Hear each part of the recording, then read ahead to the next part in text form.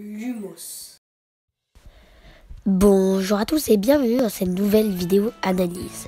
Dans cette nouvelle vidéo, nous allons essayer de rendre hommage à une sorcière trop souvent sous-estimée et qui subit une forte discrimination. Je veux bien évidemment parler de Fleur de la Cour. Élève de Beauxbatons brillante, autant physiquement et mentalement, Fleur de la Cour est l'une des rares sorcières à avoir été choisie par la Coupe de Feu pour participer au tournoi des 3 sorciers. Elle réussit la première épreuve aisément et fait face à des strangulots dans la suivante tâche. Fleur se marie avec Bill Weasley.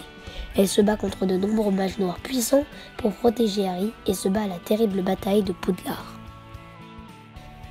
Si vous racontez cette histoire à quelqu'un qui ne connaît pas la saga Harry Potter, il vous dira forcément que l'histoire de ce personnage résume très bien la vie d'une guerrière ou sorcière accomplie.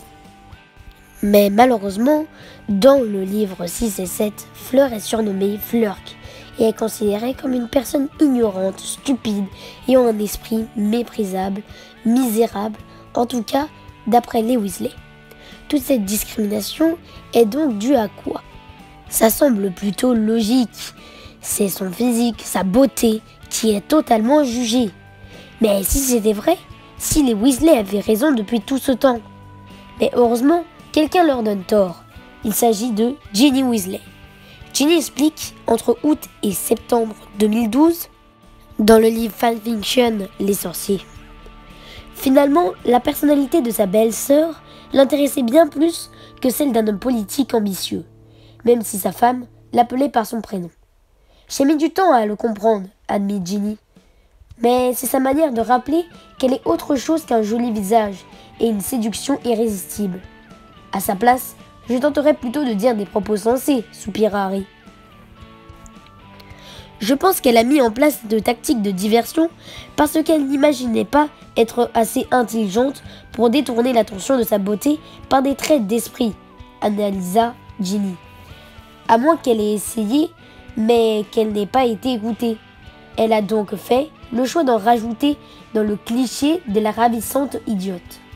Sans doute pour se donner l'impression de provoquer volontairement l'antipathie de son entourage, plutôt que la subir.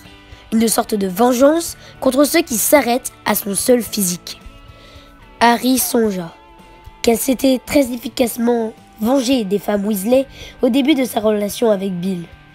Il jugeait charitable de ne pas le rappeler, mais son épouse n'était pas du genre à occulter ses erreurs. Je n'en reviens pas d'avoir mis autant de temps à remarquer qu'elle se jouait de nous, confessa-t-elle. Mais il faut bien avouer que nous ne lui avons laissé aucune chance au début.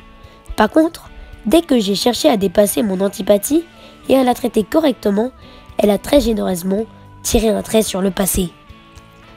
Voilà, je vous racontais juste un bout d'un passage du livre fanfiction où je vous racontais que finalement, Fleur de la Cour n'était pas si idiote et plutôt intelligente. Une morale à cette histoire? Ne pas juger sur le physique. Ce n'est pas parce qu'une personne est très belle, séduisante, ou alors qu'une personne est laide, moche, qu'elle est forcément idiote, qu'elle est forcément méchante et agressive.